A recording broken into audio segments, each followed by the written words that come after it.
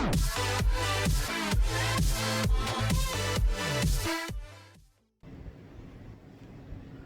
teman-teman semua, seperti yang sudah kita ketahui bahwa pada hari ini adalah Hari Kemerdekaan Indonesia yang ke-75, yaitu kemerdekaan yang dicapai dengan susah payah oleh para pahlawan kita. Nah, di sini saya ingin memberikan beberapa perenungan bagi kita semua, yaitu bagaimana kita menyikapi kemerdekaan kita. Di tengah-tengah situasi yang sulit ini, tentu saja di tengah pandemi yang sekarang banyak banget kesulitan-kesulitan yang kita hadapi. Ada ekonomi itu yang paling kerasa banget ya. Terus udah gitu dalam segi sosial kita juga jadi lebih sulit untuk bertemu dengan orang dan juga masalah-masalah lainnya. Nah, ada beberapa sikap yang bisa kita sikapi dari situasi-situasi yang ada di saat ini. Saya ingin membaginya itu menjadi 3 buah, yaitu ada beberapa orang yang menyikapi situasi ini menjadi seperti kacang merah, ada juga yang menyikapi menjadi seperti telur, dan juga ada yang menyikapi seperti biji kopi. Nah, maksudnya apa? Jadi seperti ini, kalau misalnya kacang merah, itu kalau kita pegang itu kan keras ya.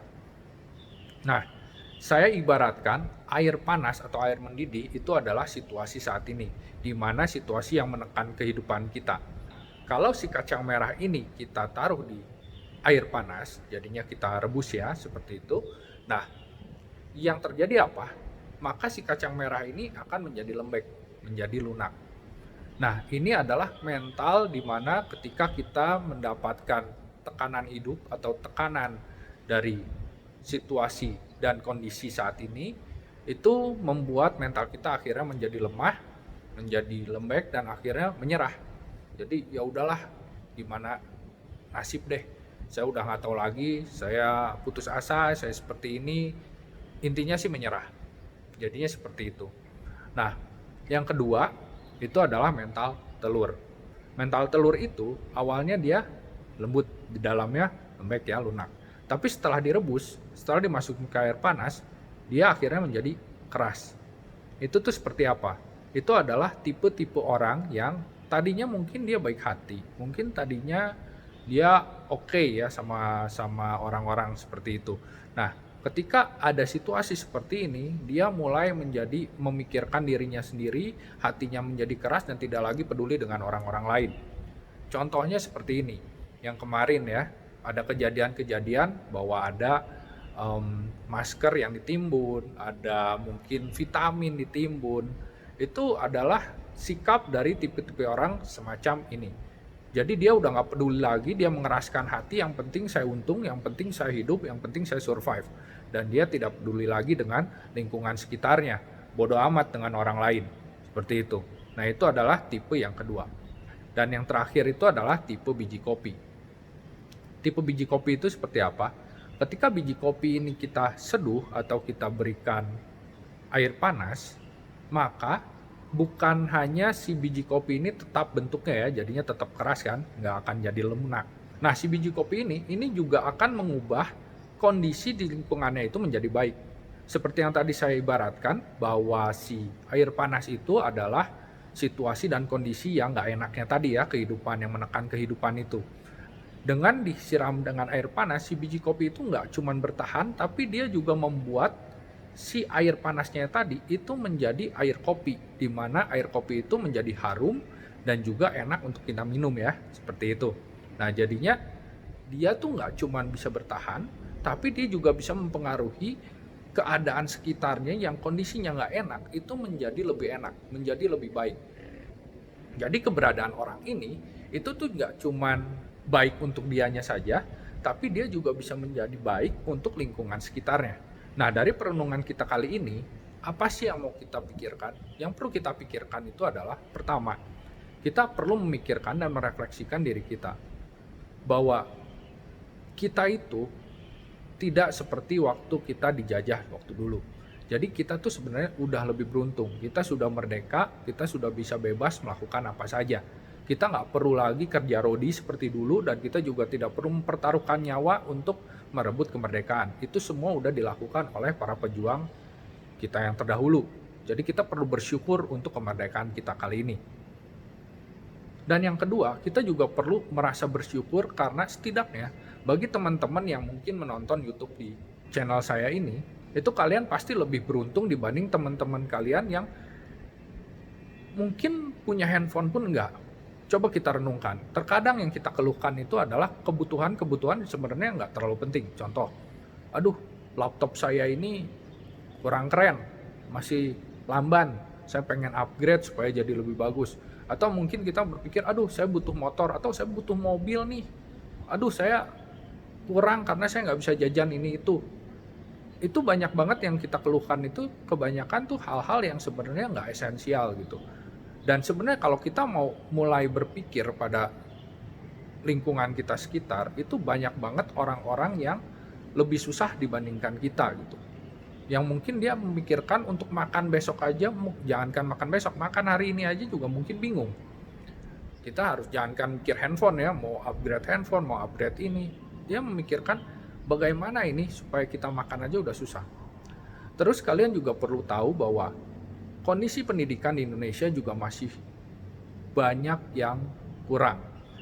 Jadinya bahkan di tengah kota pun, di tempat saya tinggal ini, masih ada beberapa tempat lingkungan di mana anak-anaknya yang SD ya, mungkin kelas 4, kelas 3 seperti itu untuk membaca aja masih nggak bisa.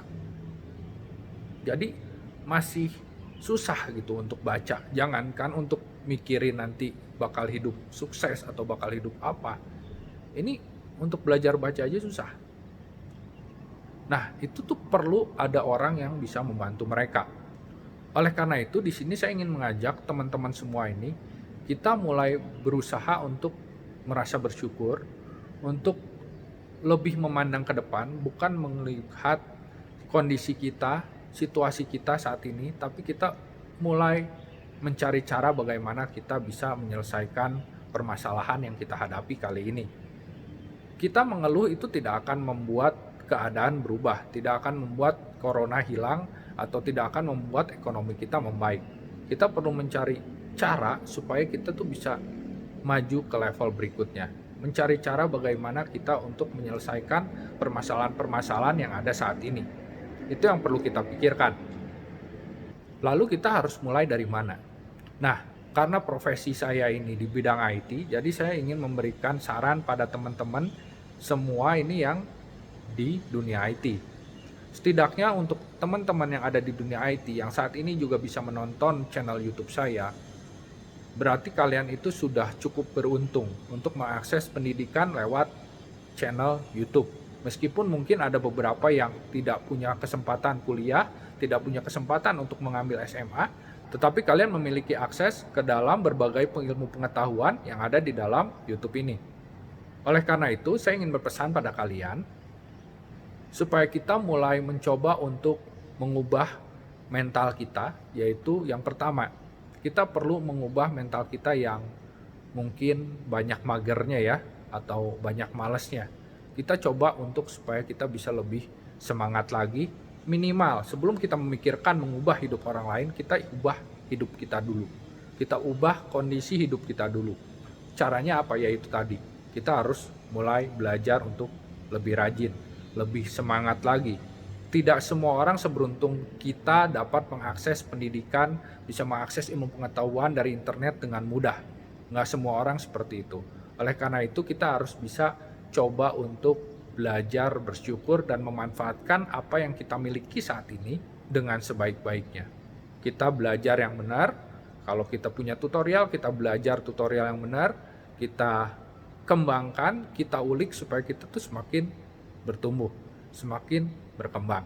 Kita coba hindarkan mental minta-minta, yaitu mental yang dimana kalau kita susah atau apa ya kita tinggal minta, kita minta. Bahkan sering banget saya menemui orang yang mintanya itu, bahkan itu makanan ada di depan mulutnya aja, itu nggak diambil. Masih memikirkan supaya ada yang memasukkan makanannya itu ke mulutnya. Banyak banget yang seperti itu. Entah itu yang bertanya di forum-forum atau bertanya di grup-grup komunitas, banyak yang seperti itu. Yang sudah diberikan, oh ini ada tutorialnya, oh ini ada artikelnya, oh ini ada materinya yang bisa dipelajari. Bahkan untuk mempelajari itu pun udah malas gitu. Itu udah ada jawaban dari depan mata pun tidak diambil. Nah itu banyak banget yang seperti itu.